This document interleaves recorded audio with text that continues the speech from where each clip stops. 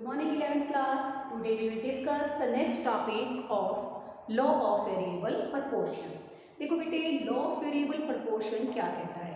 Law of variable proportion हमें बताता है बेसिकली हमारा जो प्रोडक्शन है वो केवल किससे बढ़ेगा, हमारे लेबर से। लेबर यहाँ पर हमारा क्या है, variable factor.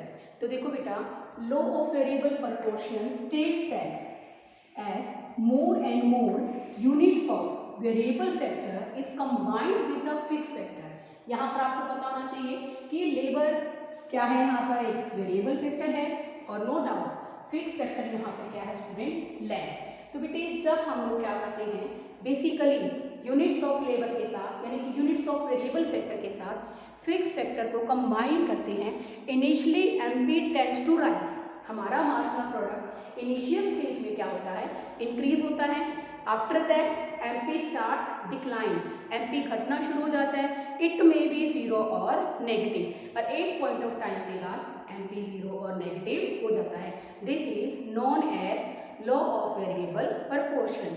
In this point, land is assumed to be a fixed factor of production and labor is a variable factor. That's why production can be increased using more and more labor in the process of production.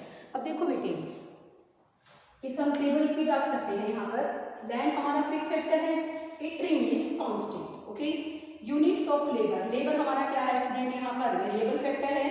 तो बेटे हम लोग केवल और केवल क्या कर सकते हैं, लेबर को इंक्रीज कर सकते हैं ताकि प्रोडक्शन को बढ़ाया जा सके। अब स्टार्टिंग में इनिशियली क्या होता है, जैसे जैसे हम लोग लेबर को इंक्रीज करते हैं हमारा टोटल प्रोडक्शन बढ़ता है। इसके पीछे भी एक रीज़न होता है क्यों बढ़ता है, क्योंकि देखो बेटे जब बेसिकली एक लेबर को ही सभी पूरे फील्ड का काम करना पड़े तो नो डाउट वो पूरे फील्ड पर पूरी तरह से प्रोडक्शन नहीं कर पाएगा। जब हम सेकेंड लेबर को इंट्रोड्यूस करते हैं, थर्ड लेबर को इंट्रोड्यूस करते हैं, तो वहाँ पर डिवीजन ऑफ वर्क इम्प्लाई हो जाता है, काम का विभाजन हो जाता है और पूरी तरह से जो फील्ड है उसको पूरी तरह से उससे पूरी तरह से प्रोडक्शन की जा सकती है। तो इट मीन्स काम का क्या हो गया, डिवाइडेशन हो गया। काम डिवाइड होने से इसका पॉजिटिव इफेक्ट यहाँ पर क्या आएगा, fuller utilization of a fix factor. तो हमारा जो फुलर यूटिलाइजेशन किसका होगा, हमारी लैंड का। तो देखो बेटे जब इनिशियल स्टेज पर हम लोग टीपी को इंक्रीज कर रहे हैं, ओके, तो हमारा बेसिकली जो हमारा टीपी है यूनिट्स ऑफ लेबर को इंक्रीज करने से इंक्रीजिंग रेट से क्या होता है, इंक्रीज होता है।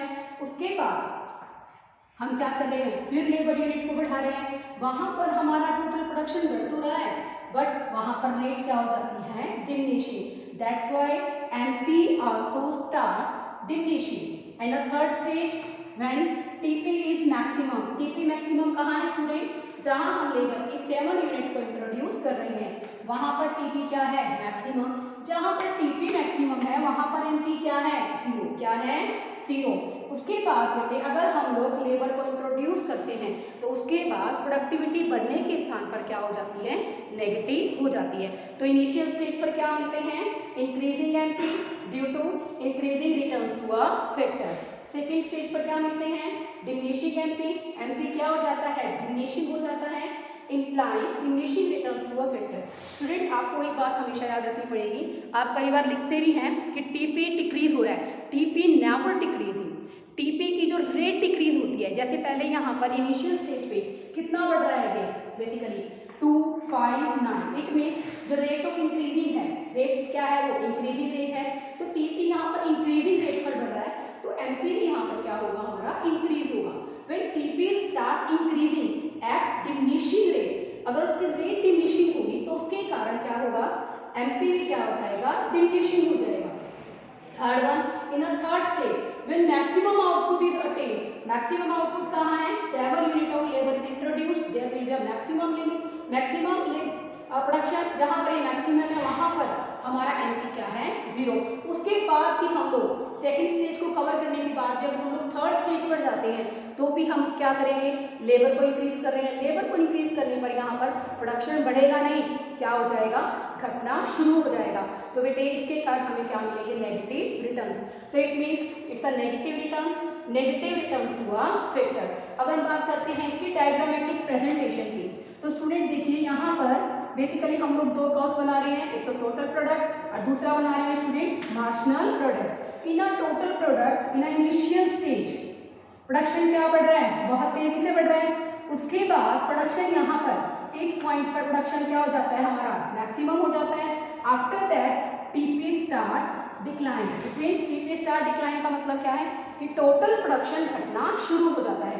अब देखिए यहाँ पर ओ से लेकर एम तक, ओ से एम पॉइंट को हम लोग क्या कहते हैं, point of inflection. Point of inflection क्या होता है, हियर टीपी स्टार्ट्स इंक्रीजिंग। यहाँ तक तो टीपी, ओ से लेकर एम तक टीपी क्या है, इंक्रीजिंग रेट से बढ़ रहा है। After that point TP starts increasing but at the rate of diminishing. यहाँ पर टीपी की रेट क्या हो जाती है, डिमिनिशिंग हो सकती है। आप क्या कह सकते हो कि पॉइंट ऑफ इन्फ्लेक्शन क्या होता है, जहाँ पर टीपी इंक्रीजिंग रेट से बढ़ना बंद कर देता है। After that TP start increasing at a diminishing rate. Okay, इस पॉइंट पर आने के बाद हमारा टीपी क्या हो जाता है, मैक्सिमम हो जाता है। After that TP start decline. It's a stage 1 when TP is increasing at increasing rate. It's a stage 2 when TP increasing but is at a diminishing rate. It's a stage 3 when TP starts decline. अब इसको ही क्या कहते हैं हम लोग, first stage को increasing returns, second stage को कहते हैं हम लोग डिमिनिशिंग रिटर्न्स, और थर्ड स्टेज को हम लोग कहते हैं नेगेटिव रिटर्न्स। यहाँ पर स्टूडेंट जब टीपी इंक्रीजिंग रेट से बढ़ेगा तो एनपीवी क्या होगा, यहाँ पर इंक्रीजिंग होगा। When TP start increasing at diminishing rate, NP also start diminishing. When TP is maximum, NP will be 0। After that TP declining, NP becomes a negative. Okay, अब देखो बेटे बेसिकली ये इसको क्या, इस पूरे इक्वेशन को हम लोग क्या बोलेंगे, लॉ ऑफ वेरिएबल प्रपोर्शन।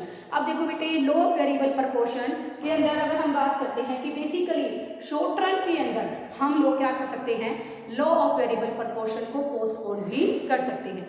वो पोस्टपोन हम लोग कैसे करेंगे, बेसिकली जैसे मैंने कहा कि land is a fix factor. Land यहाँ पर क्या है स्टूडेंट, फिक्स फैक्टर है। ओके, और लेबर यहाँ पर क्या है, वेरिएबल फैक्टर है। और हम इसकी अजम्पशन के बारे में बात करें, पहले मैं आपको थोड़ी अजम्पशन डिस्कस करूंगी इसकी। अजम्पशंस के अंदर क्या होगा स्टूडेंट कि factor ratio will be change. Factor ratio change हो रही है ना स्टूडेंट, पहले फैक्टर रेशियो क्या है 1:1, सेकेंडली क्या है 1:2, और थर्ड क्या है 1:3।